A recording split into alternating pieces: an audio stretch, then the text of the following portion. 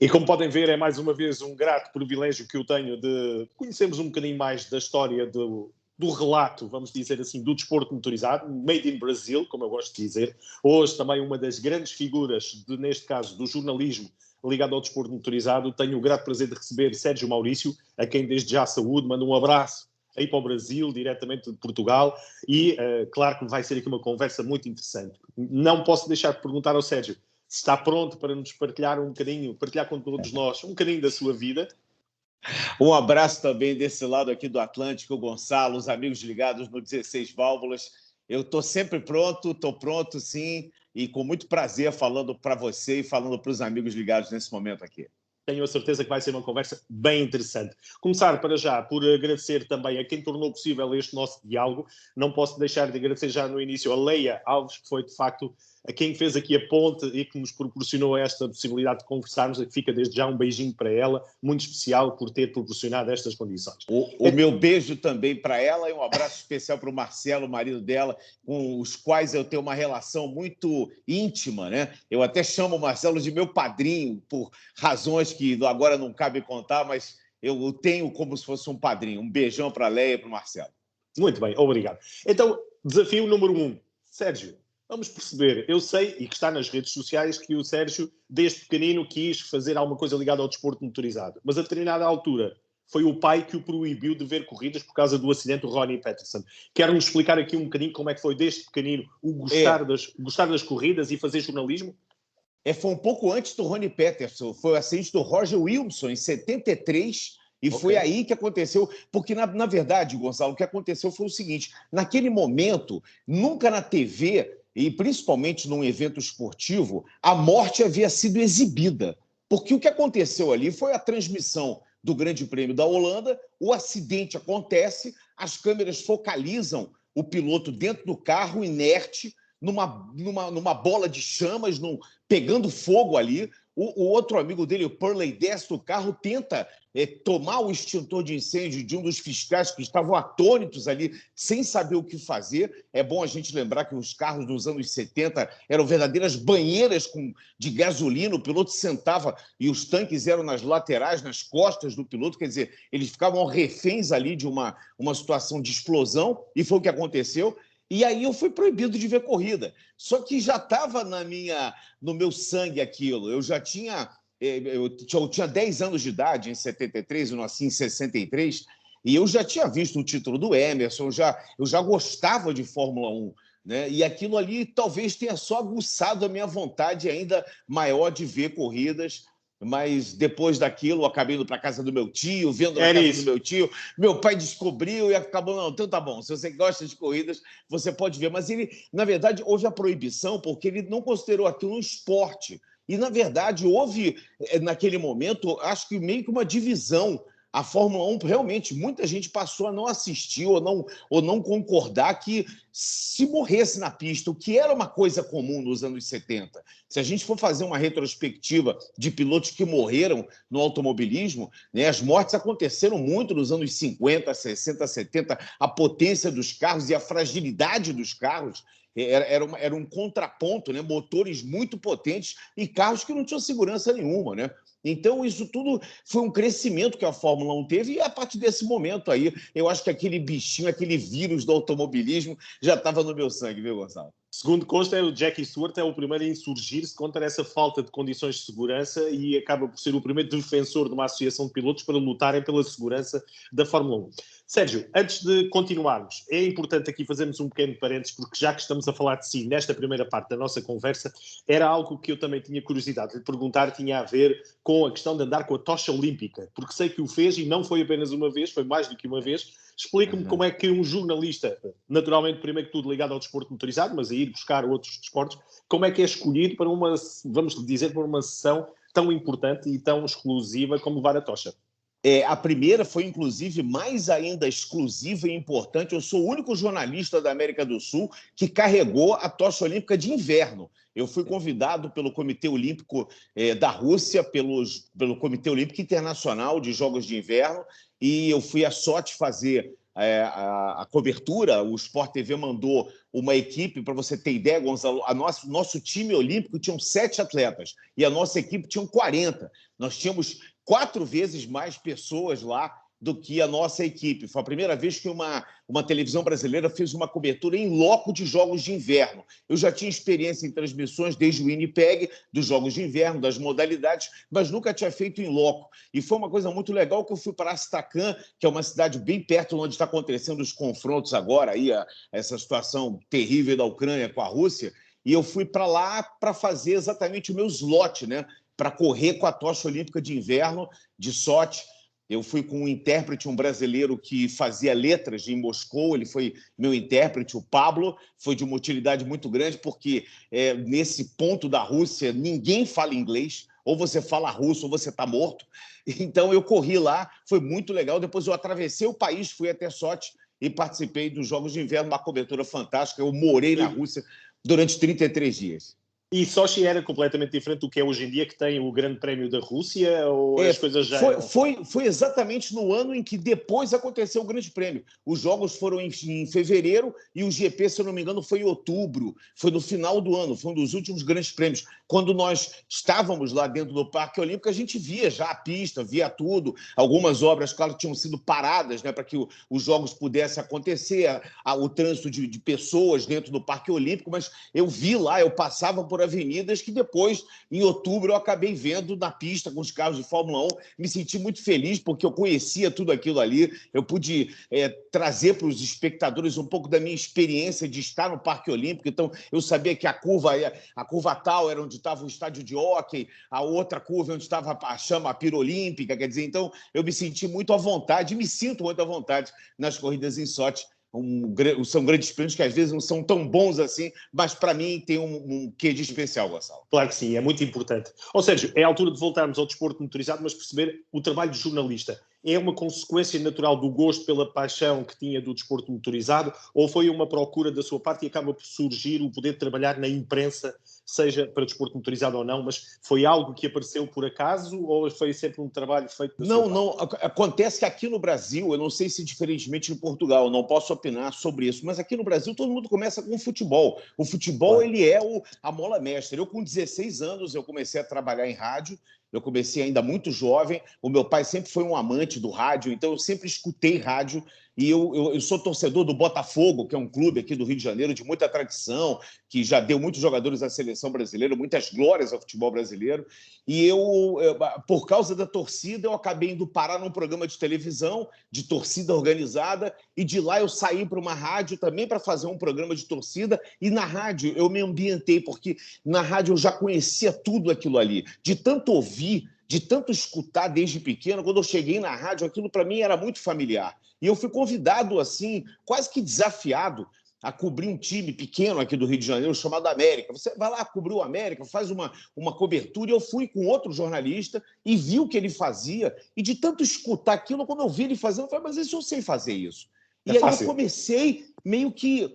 Então, eu me tornei radialista antes de me tornar jornalista. Depois eu fui à faculdade, estudei tudo, mas eu já tinha esse, digamos, esse bichinho do rádio dentro de mim por uma questão familiar, porque aqui no Brasil existe um costume muito grande, existe um costume muito grande de se ouvir rádio e muito pelo futebol. Então, a minha vertente inicialmente foi pelo futebol. E depois, quando eu fiz uma transição do rádio para a televisão e passei a ser narrador esportivo de um canal de esportes, de multi-esportes, que é o Sport TV, e eu fiquei 29 anos no Grupo Globo de Comunicação, eu tive que narrar um pouco de tudo. Mas eu, como tive uma juventude em que pratiquei muitos esportes, eu tive essa facilidade. E eu tenho uma facilidade em me adaptar ao esporte, em narrar qualquer tipo de modalidade. Então, eu meio que fui coringa. Isso me ajudou muito, porque qualquer problema que acontecia, eu tinha um chefe, o Pascoal, que foi meu chefe durante 20 anos, bota o Serginho, manda para ele. Jiu-jitsu, ninguém tinha narrado, manda ele narrar. Taekwondo, hipismo, jogos de inverno, qualquer coisa que acontecia, ele me colocava porque ele sabia que eu ia ter um jogo de cintura, talvez pela facilidade do rádio. O rádio dá isso para você, né? O rádio te dá essa facilidade. E era uma implantação, estava no início do Sport TV. Eu passei 29 anos no Grupo Globo de Comunicação, entrei no Sport TV ainda com o nome de Top Sport. era o nome antigo ainda, em 92. Então, eu acho que isso tudo facilitou. E o meu amor pelo automobilismo, ele pôde se, digamos assim, se declarar quando eu tive a oportunidade de começar a narrar os treinos da Fórmula 1, depois as corridas de Fórmula 1. E aí, esse ano, agora de 2021, eu recebi o convite da TV Bandeirantes para ser o principal narrador da Fórmula 1. E isso está me deixando muito feliz. Claro que sim. Ou seja, explique-me, como é que foi o primeiro grande prémio, e ainda se lembra com certeza qual foi o primeiro grande prémio de Fórmula 1 que comentou? Estávamos em que ano? 1988, Grande Prêmio do Brasil, eu trabalhava na Rádio Carioca ainda, era uma rádio pequena aqui do Rio de Janeiro, e o meu chefe, eu pedi para ele, poxa, vamos fazer a transmissão do Grande Prêmio? Ele falou, mas eu vou fazer transmissão, e eu falei, mas é a oportunidade que você tem de vender uns anúncios, de repente você conhece alguém aí de loja de automotivos, de pneus, posto de gasolina, e ele conseguiu vender lá 3 cotas. O GP geralmente acontece à 1h da tarde, né, o horário aqui do Brasil, e não tinha futebol nesse horário, era um programa de esportes que tinha, então nesse dia não houve programa. Eu mandei instalar, porque naquela época, hoje nós temos uma facilidade muito grande, você vê, você está em Portugal falando comigo, eu estou aqui no Rio de Janeiro, no Recreio dos Bandeirantes, falando contigo do Brasil, numa comunicação perfeita, mas naquela época, em 88, para você fazer uma transmissão, você tinha que mandar instalar linhas. Era uma linha de LP, era TX e RX, transmissão e recepção. Então, você tinha que mandar a Embratel, que era a empresa brasileira de telecomunicações, vir fazer uma instalação, aquilo custava dinheiro. E o meu chefe mandou instalar na minha casa, eu coloquei o aparelho de televisão com as imagens de 88 e narrei o Grande Prêmio Brasil ao lado de um grande amigo que até já faleceu e gostava muito de automobilismo, foi meu parceiro no kart, porque eu corri de kart também, ele foi meu parceiro no kart, entendia muito, e nós dois fizemos a transmissão. Essa foi a primeira corrida que eu transmiti de Fórmula 1 pelo rádio, e depois foram muitas e muitas outras de estoque, de Fórmula Indy, de NASCAR, da própria Fórmula 1, GP2. Eu narrei, eu acho que Copa Truck, kart, eu narrei muitos e muitos eventos especificamente de automobilismo e moto velocidade também. Muito bem. Ou seja, e falo-me da Fórmula 1. Ao longo destes anos todos conviveu com muitos pilotos, com muitas tragédias, vamos dizer. O que é que nos pode contar do que era a Fórmula 1 também nessa altura? Era fácil de conviver? Porque hoje em dia sabemos que os pilotos estão nas suas bolhas, estão afastados, não há contacto com a imprensa, ou pelo menos é muito escolhida a dedo. Como é que era a Fórmula 1 nos anos 80, anos 90 e no início do século XXI? A Fórmula 1 ela sempre foi muito restrita, né? Apesar de hoje estar muito mais, digamos assim, fechada, mas ela sempre foi para poucos, né? Eram poucos aqueles que acompanhavam o circo da Fórmula 1. Eu não acompanhei diretamente isso em loco, né? Como, por exemplo, o Galvão Bueno, o Reginaldo Leme, que eram os narrador e comentarista da época que a Fórmula 1, um pouco antes, o Luciano do Vale, outros narradores esportivos de rádio também, na época em que a Fórmula 1 ferveu, especificamente nos anos 80, 90, 2000. Mas o que eu acho em relação a esse trato da imprensa é que a Fórmula 1 ela é a categoria mais assediada. Como dizem os portugueses, é a categoria rainha, né, do automobilismo mundial. Né? Então, o acesso é muito grande. Então, se você também não tiver uma restrição àquilo tudo, o mundo inteiro mergulha na Fórmula 1. Por isso que eu acho que há aí, às vezes, uma restrição um pouco mais maior em relação, por exemplo, aos jornalistas, mas isso acho que é necessário, porque a Fórmula 1 é realmente a coisa mais atrativa dentro do mundo da Fórmula 1. Mas o acesso dos pilotos sempre foi muito mais franco. Os pilotos, e eu acho que a própria Fórmula 1 ela era muito mais leve do que ela é hoje, né? A Fórmula 1 se transformou com o decorrer do tempo. Era uma coisa mais glamourosa, era uma coisa mais, digamos assim, amadora do que é hoje, né? A Fórmula 1 se transformou numa coisa, num grau de profissionalização, num grau de tecnologia, numa coisa... Antigamente você chegava para ver um teste de pneus, os mecânicos aqui no Rio de Janeiro, com calor de 40 graus, estavam de short, de sombreiro. Né? Hoje você não imagina um mecânico sem aquela vestimenta, com capacete, luvas, pronto ali, pode estar 40 graus à sombra, pode estar 40 graus a menos, mas o cara está ali com aquela vestimenta porque faz parte de tudo um protocolo. Quer dizer,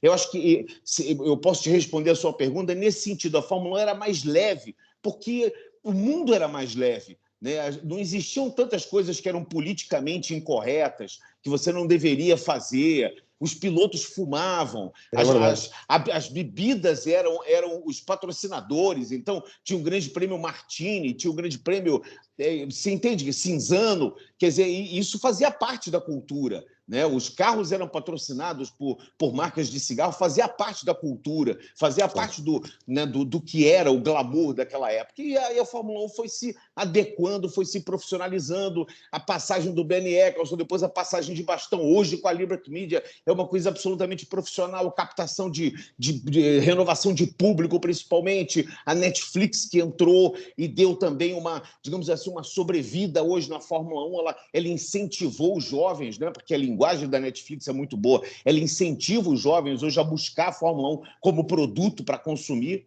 Eu acho que é mais ou menos por aí. Ou seja, e a nível de relação sua, profissional, com pilotos, era mais fácil com brasileiros do que, por exemplo, inglês ou de outras nacionalidades? Ou sempre esteve igual, ou havia mais facilidade no contacto com pilotos estrangeiros do que propriamente do Brasil?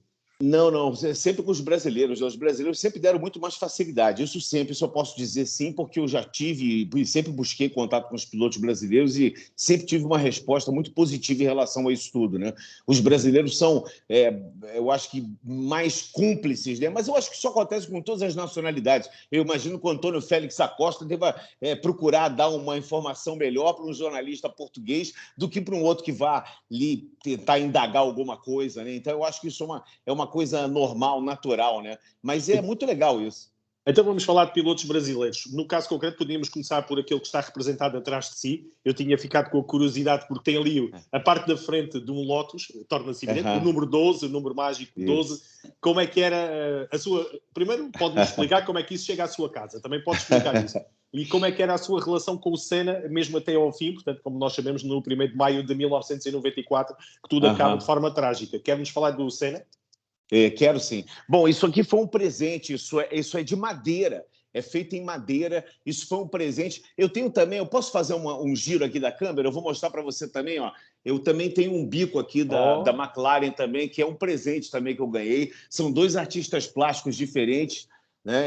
São duas pessoas diferentes. Esse aqui é o Eric, esse aqui é o Nathanael, são dois artistas plásticos que trabalham com isso. Tem aqui no Brasil um cara chamado Ademar Cabral, que faz, inclusive, carros de Fórmula 1, escala 1 por 1. Se você quiser 1 por 1, ele faz 1 por 15, 1 por 18, 32, para você colocar na sua sala. É espetacular, eu gosto muito disso e é uma paixão que eu tenho. Eu tenho essas duas e o Ademar Cabral me deu uma que eu tenho no meu apartamento de São Paulo. Bom, minha relação com o Ayrton Senna, eu conheci o Senna uma vez, quando houve uma gravação que a TV Globo foi fazendo num cartódromo, que é aqui bem pertinho da Barra da Tijuca, e eu tive assim, a oportunidade de falar com o Senna uma vez. Foi aquela única vez, foi em 1991, se eu não me engano, ou 90 ou 91, foi uma coisa muito rápida, não tinha intimidade nenhuma com ele. Mas o Senna foi o nosso último, digamos assim, o nosso último herói nacional. Né? Nós tivemos grandes heróis no esporte brasileiro, mas como dois ícones, né? Eu posso citar o Pelé, que isso é inegável, para nós é o grande ícone, o grande rei. Estamos muito preocupados porque o Pelé está passando por um processo de descoberta de pequenos tumores intestinais, é uma coisa muito grave, já é uma pessoa de idade, e nós temos um amor muito grande, um carinho e um respeito muito grande pelo Pelé. O Emerson Fittipaldi, que foi o primeiro brasileiro a conquistar um título mundial, 2 títulos mundiais, depois 500 milhas de Indianápolis, digamos assim, o nosso grande embaixador do automobilismo, né? Ele que fez com que o automobilismo fosse um esporte conhecido. Ele veio na esteira de alguns pilotos que não foram, digamos, não tiveram o sucesso que ele teve, mas ele abriu as portas para outros que vieram, e depois 3 títulos do Piquet, 3 títulos do Senna, tantas vitórias do Rubinho, do Felipe Massa, enfim, pilotos que nos representaram tão bem assim. Mas o que eu te digo é que o Senna, ele é o segundo cara, eu acho que em termos de hierarquia no esporte brasileiro. A gente tem o Pelé como o rei e o Senna como imperador nosso também, como o nosso rei das pistas, o cara, porque ele tinha um contato muito bom com o público, ele era um cara afável, ele era um cara... Ele transformou os nossos domingos, né, em vitórias, e ele tinha orgulho daquilo. A cena que aconteceu no autódromo, aqui no GP de São Paulo de 2021, quando o Hamilton repetiu o gesto do Senna pegando a bandeira brasileira, teve um significado muito grande de resgate, porque o Senna ele resgatou a nossa brasilidade. Quando ele começou a ter esse gesto depois das vitórias, de levar a bandeira brasileira, levar até o pódio, aquilo tudo nos dava a digamos, uma motivação, uma certeza de que, poxa, estamos representados ali. O cara não é um piloto brasileiro que está correndo numa equipe inglesa, ele é o brasileiro que está correndo na equipe inglesa. Então, eu acho que essa relação do Senna é muito legal, a relação que o Senna tem com o público. Eu me incluo nisso, porque, apesar de jornalista, apesar de estar trabalhando, eu me emocionava, eu me emocionei, eu chorei muito, eu transmiti. Eu trabalhei também na TV Educativa, que é a empresa do governo aqui do Rio de Janeiro, e eu transmiti o enterro do Senna, desde o momento que o avião pousou até que ele foi enterrado. Eu fiquei aquele dia inteiro recontando, contando, chorando, debulhando aquilo tudo que aconteceu naquele trágico fim de semana de 1º de maio de 94. Mas não esteve lá, Sérgio? Não estava lá em... Não estava lá, estava aqui no Brasil, mas houve uma mobilização. Eu estava naquele domingo de 1º de maio, eu estava de folga, e de repente o telefone tocou lá, vem para cá porque aconteceu aquilo. Eu estava vendo a corrida, quer dizer, eu acho que quem é jornalista esportivo jamais vai esquecer esse momento, porque eu acho que foi um dos momentos mais tristes em que nós vivemos aquilo ali, na incerteza, naquela situação, será que ele sobrevive? A cena que foi terrível do momento do acidente, a narração do Galvão Bueno e do Reginaldo, estupefactos com aquilo, né? Era um momento difícil na carreira do Senna, porque ele estava fazendo a transição da equipe para Williams, era o carro dos sonhos, ele desejava aquilo, e de repente aquele brinquedo que ele mais desejava, que era o carro que ele achava que ia ser campeão do mundo, não estava dando certo, e ele enfia o carro na parabólica, na tamborela, e acontece aquela tragédia que aconteceu. Então, eu acho que o Senna tem esse peso exatamente como herói, porque ele alegrava as nossas manhãs de domingo. Gonzalo, eu não estou aqui minimizando os feitos do Piquet nem do Emerson Fittipaldi. São dois pilotos maravilhosos, tudo, mas o Senna tinha uma coisa chamada carisma, uma palavra que aqui no Brasil está muito em voga hoje, chama-se empatia. Ele tinha empatia, ele cativava as pessoas. Então, acho que por isso que, para mim, são os dois grandes nomes no esporte. O Pelé, que é insofismável, é intocável, ele está lá no Olimpo dos deuses do esporte, e o Ayrton Senna, que entrou nessa galeria exatamente por ter falecido e por ter feito tudo que ele fez. Em 33 anos de idade, ele fez tudo que fez, as alegrias todas que ele deu, os recordes todos que ele bateu, né, os feitos, né, porque ele fez coisas na pista que foram incríveis, quase que inacreditáveis. Né? Como Donington. Ok. Sérgio, vamos dar aqui um salto, porque o tempo, infelizmente, corre mais rápido do que nós queremos. Vamos dar aqui um salto até 2021. Vamos falar da temporada passada, e já que falou em dois nomes importantes, vou aqui voltar a falar nesse tema. Lewis Hamilton e também Max Verstappen. A pergunta que eu faço ao Sérgio, e analisando a temporada completa e a maneira como acaba no último Grande Prémio da Abu Dhabi, que comentário é que nos pode dar, porque se sabe que é um Grande Prémio que está ainda sob escrutínio, o resultado à partida já está fechado, ninguém vai mexer no resultado, mas estão a ver o que é que não correu tão bem. O que é que o Sérgio me pode dizer precisamente aqui sobre a corrida da Abu Dhabi e desses dois monstros? Olha, essa temporada, Gonzalo, foi a melhor temporada da Fórmula 1 de todos os tempos. Eu fiz pesquisa em 72 anos, não houve nada parecido. Já aconteceram temporadas fantásticas, temporadas em que pilotos chegaram brigando, mas igual a essa temporada, onde nós tivemos 6 mudanças de liderança, um piloto chegou a abrir 31 pontos de vantagem sobre o outro, tiveram batidas, tiveram polêmicas, as corridas, desde a primeira etapa do Bahrein, elas foram se superando, uma sendo melhor que a outra. Depois do Bahrein, a Emília-Romanha, depois Portugal, depois Barcelona, depois Mônaco. Vai ser chato, mas Mônaco foi espetacular. Aconteceram tantas coisas esse ano, foi uma gangorra de emoções tão grande, e chega na última corrida do ano, os dois em condições de ganhar, os dois vão para o mano a mano. Como eu tinha dito aqui, como eu disse nas nossas transmissões, é um velho leão com 7 títulos mundiais, um cara que sabe ganhar corridas, um cara que sabe ser o campeão mundial. O outro, um jovem leão que está louco para ganhar o seu primeiro título mundial, que vai fazer de tudo. E aí a gente vê uma corrida como foi o GP de Abu Dhabi, faltando 4 voltas para o fim, o Latifi coloca o carro no muro e aí acontece tudo aquilo que aconteceu. Quer dizer, caos. O caos total, né? Uma situação completamente impensável, ninguém podia imaginar, ninguém em sã consciência imaginaria que aquilo ali ia acontecer na última volta da última corrida, com os 2 pilotos ali na pista.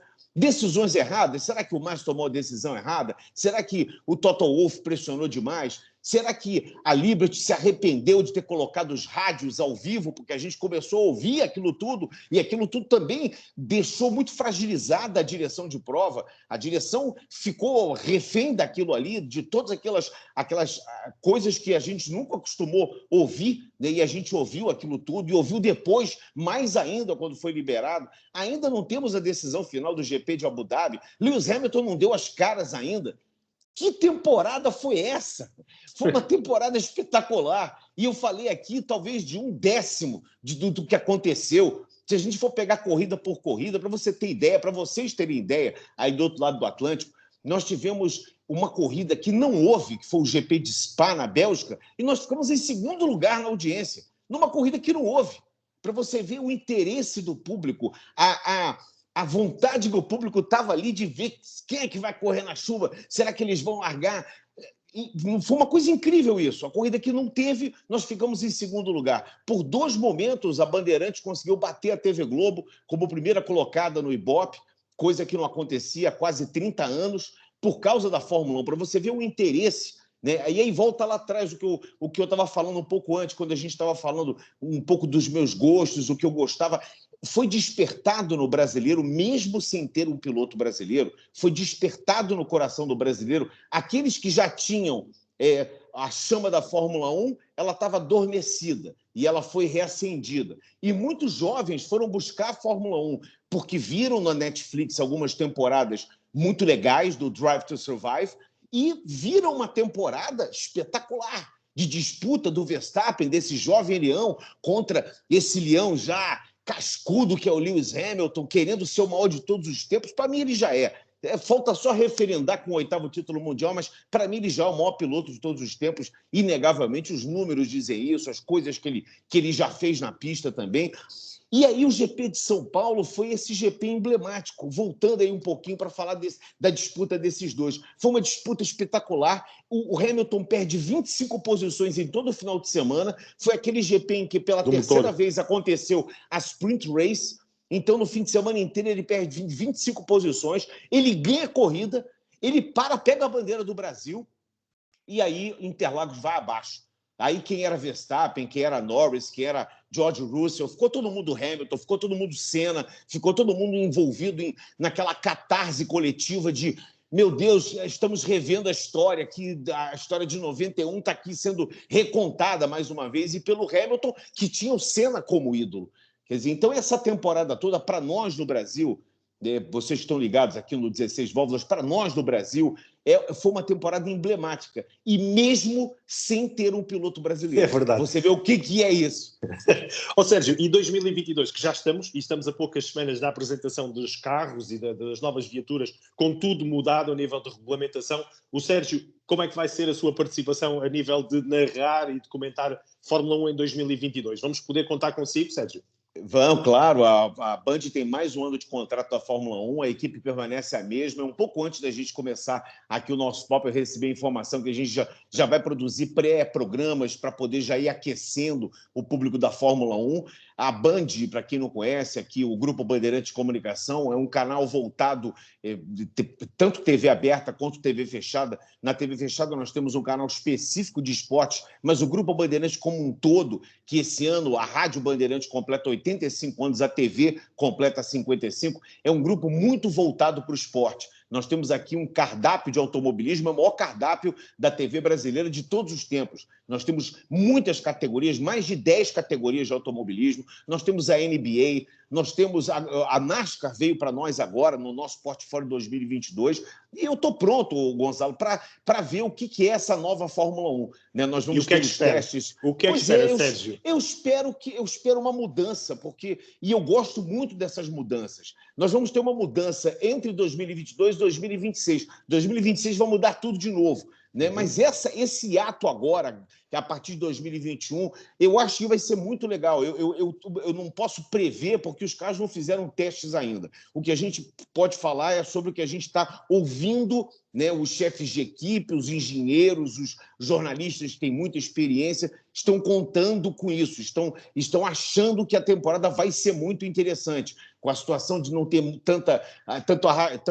tanto turbilhonamento de ar, então a ultrapassagem vai poder ser melhor, a volta do conceito do carro asa vai facilitar a ultrapassagem. Vamos ver isso na pista. Isso é muito lindo no papel, no túnel de vento, na simulação de computador. Na hora que bota o carro fisicamente, às vezes não funciona. Então, vamos ver lá o que vai acontecer na pista, primeiro em Barcelona, depois lá no Sakir, para ver né? Para a gente poder ver no Bahrein, para a gente poder ver exatamente o que vai acontecer. Mas eu espero uma temporada muito competitiva. Nada para se comparar com 2021, porque 2021 eu acho que é aquela temporada que você vai guardar num DVD, de vez em quando vai pegar, não, deixa eu dar uma olhadinha de novo aqui, deixa eu ver aquela corrida de Monza, aquela vitória do Ricardo, deixa eu ver ali quando encavalou um em cima do outro, deixa eu ver em Silverstone quando os dois bateram, deixa eu ver em Abu Dhabi, é aquela temporada que você vai guardar para rever, a temporada que acabou virando quase que uma discussão de bar, de botequim, sabe? Quem é o Max Verstappen? Eu sou o Hamilton.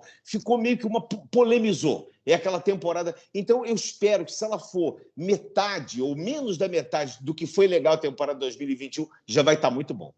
Mas tenho cá também as suspeitas de que vai ser uma temporada ainda melhor, com estas novas regulamentações, novas equipas a terem que se adaptar a novos carros e novos desenhos. Eu acho que vai ser mais uma temporada fantástica. Sérgio, última pergunta, guardada, que talvez seja a mais difícil, que eu gosto de fazer, é falarmos de pilotos brasileiros do século XXI, ou pelo menos de 2022 para a frente. O que é que o Sérgio espera a nível de pilotos? Podemos acreditar que haja uma nova formação, um grupo de pilotos que podem vir a dar que falar? Em quem é que aposta para voltarmos a ter brasileiros na Fórmula 1? A gente está com uma entre-safra de pilotos. Eu acho que muito por causa do problema econômico do Brasil, nós temos uma entre-safra de pilotos que ainda não vingaram. Né? Esses pilotos não vingaram ainda. Né? São grandes promessas que ainda não vingaram. A gente tinha uma possibilidade com o Felipe Drugovich, que estava bem na Fórmula 2 ano passado, vai andar na Fórmula 2 esse ano de novo. Né? O Enzo acabou sofrendo um acidente, o Enzo foi para a Fórmula 2 e acabou sofrendo um acidente. O Enzo tem uma força por trás, que é o sobrenome Fittipaldi, que, se não é tudo, ajuda um pouco. O Pietro está empacado na Haas, que é o irmão do Enzo, também o Fittipaldi, ambos netos do Emerson, estão empacados. Ele está empacado ali na Haas, porque ele não está tendo oportunidade de guiar. Eu não vi ainda os planos dele para esse ano, mas eu sei que ele vai ficar na raça, eu não sei o que ele vai fazer além, mas ele tem que fazer alguma coisa. Eu acho que para a carreira dele, porque não adianta ele ficar sendo reserva do Mick Schumacher e do Nikita Mazepin. Isso não vai acrescentar nada, a não ser o salário que ele recebe para ser reserva, mas em termos de carreira não vai acrescentar nada. Nós temos o Caio Collet, que talvez seja o piloto mais próximo de uma vaga dentro da Fórmula 1, ou pelo menos como um piloto de testes, um piloto que efetivamente faça alguma coisa, porque o Pietro é um piloto de reserva, mas ele não faz nada na Haas, mas um piloto que teste alguma coisa mais do que ou tenha, por exemplo, uma oportunidade numas sextas-feiras nos treinos livres. A verdade é essa, eu não vejo mais ninguém. No kart nós temos algumas promessas, o Matheus Ferreira, o Rafael Câmara, o Bortoleto, estão tentando chegar, mas é muito difícil também. O kart está muito competitivo, é uma coisa, eu tenho visto as categorias internacionais e mesmo o kartismo brasileiro muito competitivo. Nós vamos ter esse ano aqui a Fórmula 4 estreando dentro do Brasil exatamente com os mesmos modelos da Fórmula 4 que estão na Europa e nos Estados Unidos. Então, eu acho que isso já é um avanço, porque nós não tínhamos aqui uma categoria de transição do kart para a Fórmula 3, e é um pulo muito grande. né? Então, a Fórmula 4 ela é exatamente o que era anteriormente a Fórmula Ford, depois a Fórmula Opel, né? Aquela categoria que o piloto sai do kart e vai se adaptar dentro do autódromo, na pista, com outras dimensões, já com um carro, mas não tão mexido. Quer dizer, então a Fórmula 4 esse ano vai ser muito boa nesse sentido, ela vai poder ajudar a formação, a forjar novos pilotos, mas, sinceramente, eu não vejo aí nos próximos 3 anos um piloto brasileiro chegando à Fórmula 1, a não ser que apareça um fenômeno e que esse fenômeno tenha um caminhão de dinheiro, porque só assim é que, infelizmente, a Fórmula 1 ainda tem as suas vagas vendidas, né? Boa parte delas ainda são vagas vendidas, outras são compradas por pais, como é o caso do Lance Stroll, o Nikita Mazepin, o Nicolas Latifi, cujos pais aportam lá muitos milhões de dólares nas equipes para que os seus filhos corram. Então, sinceramente, é um panorama ruim. Para mim, é um panorama triste de ter um piloto na Fórmula 1 nos próximos anos, brasileiro. E já que falamos de Fórmula, e este fim de semana, já aconteceu hoje, este fim de semana começa a Fórmula E da temporada 2022, pergunto-lhe se acha que é este o ano em que Lucas Di Grassi vai ser campeão, ou se vamos ter o Sérgio Sete Câmara também a dar ali luta e vamos ter um brasileiro a vencer na Fórmula E, como já aconteceu. A Fórmula E está numa transição também, né? A Fórmula E, eu acho que será a Fórmula do futuro, ela está numa transição. O Lucas Di Grassi e o Felipe Drugovich o Drugovich, inclusive, é companheiro de equipe do Antônio Giovinazzi, né? São os dois companheiros de equipe de Giovinazzi, que veio da Fórmula 1, agora é o companheiro do Drugovich na equipe dele da Fórmula E. E o Lucas Di Grassi acho que é o Lozano, que é o companheiro dele de equipe também, mas é um piloto que não entrega tanto quanto o Lucas. O Lucas é um cara que sabe o caminho das vitórias, piloto muito inteligente, né? E o Sérgio Sete Câmara está tentando, né? Ele está tentando se reafirmar na Fórmula E, voltar, porque ele teve uma temporada passada muito irregular, quebrou muitas vezes. A Fórmula E ainda não corre em autódromos, né? Porque a velocidade dela não é ainda, digamos, adequada para os autódromos. Então, ela está passando por essa transição. Daqui a pouco vai vir a 4ª geração, e aí sim, eu acho que os carros vão ser mais rápidos, vai ficar mais interessante. Mas, tendo um piloto brasileiro, eu acho que isso é sempre muito bom, porque a gente tem para quem torcer. Então, é muito legal a gente ligar numa categoria qualquer que seja, ter um piloto brasileiro lá para torcer. Muito bem. Sérgio Maurício, última pergunta. Começamos a falar de si. Vamos acabar também a falar, neste caso, do Sérgio. Pergunto-lhe, um jovem que hoje em dia esteja a ver a nossa conversa, com a idade com que o Sérgio começou, que tenha vontade de fazer alguma coisa, mas neste momento, no século XXI, com a internet e com tudo mais, por onde é que acha que um jovem que queira ser jornalista, que queira estar ligado ao desporto motorizado, o que é que ele deve fazer? Qual é a sua lição de vida para os jovens que queiram fazer e serem como o Sérgio Maurício? Eu acho que a primeira coisa é você estudar muito, né? Porque hoje em dia existe uma facilidade muito grande com a internet para você poder se dedicar àquilo que você quer se dedicar. Então, se você quer estudar, e aí independente se você quer ser jornalista ou não, se você quer ter um projeto de vida bem-sucedido, você tem que procurar se especializar, se informar, ler muito, isso é muito importante, né? E hoje existe essa facilidade, exatamente como eu falei, você tem a internet, que Eu sou da época das enciclopédias. Então, as enciclopédias elas ficavam em cima de uma estante e todo ano vinha um cara, ou era da Delta La Russe ou da Barça, eles vinham atualizar, tinha um volume de atualização da enciclopédia. Então, era um recorde novo, era uma vacina nova, alguma coisa nova que acontecia e que você demorava 1 ano para receber aquilo encadernado, com fotografias, papel couché. Eu me lembro ainda do cheiro das enciclopédias quando chegavam lá e a gente abria, era um cheiro gostoso daquele papel de livros, né? E eu gosto muito disso, particularmente eu sou uma pessoa que aprecio muito a leitura. Mas eu acho que, voltando a responder a sua pergunta, isso é o fundamental, porque eu acho que um jornalista, especificamente, ele tem que ser um especialista em generalidades. Claro que você está focado no teu esporte, você está focado no automobilismo, ou você está focado no jornalismo da política, ou econômico, ou cultural, você vai se dedicar mais a ele. Mas o jornalista, por si só, ele tem que ser um especialista em generalidades. Então, o que eu posso recomendar é que se uma pessoa quer ser um jornalista, que ele estude, que ele esteja por dentro de tudo, porque quando você está fazendo uma transmissão ao vivo, coisas podem acontecer, o jornalismo pode te chamar por alguma coisa que esteja acontecendo, uma guerra, queda, um nascimento, uma morte. Você tem que estar inteirado naquilo ali. Então, é muito necessário que você tenha uma visão geral de universo e não fique ali focado no seu mundinho de automobilismo, ou de basquete, ou de vôlei. Então, eu acho que isso, fundamentalmente, é o conselho que eu posso dar. Seja uma pessoa aberta para tudo, porque o jornalismo é uma vertente que nos dá essa possibilidade de você estar aberto para o mundo, aberto para as coisas. Então, é isso. Estude e boa sorte, né? É o que eu posso desejar.